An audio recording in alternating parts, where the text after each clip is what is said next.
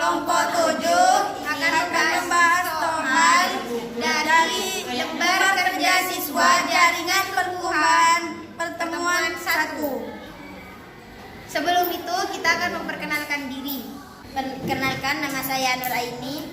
Perkenalkan, nama saya Maulidea Dwi Salsabila. Perkenalkan, nama saya Nurwasiatul Fitria. Oke. Soal yang pertama akan dibahas oleh Nur Aini. Yang pertama, jelaskan macam-macam jaringan meristem pada tumbuhan.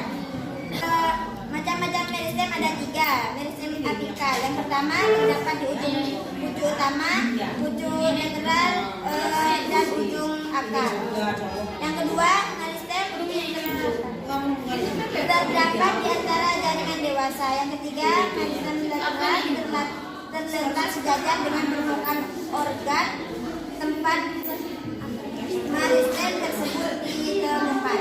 Yang kedua, jelaskan jaringan yang termasuk lanjutan dari pertumbuhan embrio. Jaringan uterus tempat bertumbuhnya rahim peserta. Jaringan yang dihidupi janin dan jika akan melahirkan menggunakan jaringan amnion, yaitu dapat digunakan sebagai pelindung atau pelipir. Yang ketiga, apa ciri-ciri jaringan epidermis? Jelaskan fungsinya.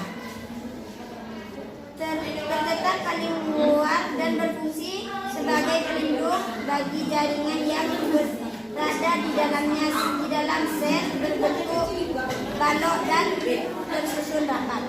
Yang selanjutnya akan dibawakan oleh Dea. Saya akan menjawab soal nomor 4. Jelaskan macam-macam jaringan parenkim berdasarkan fungsinya.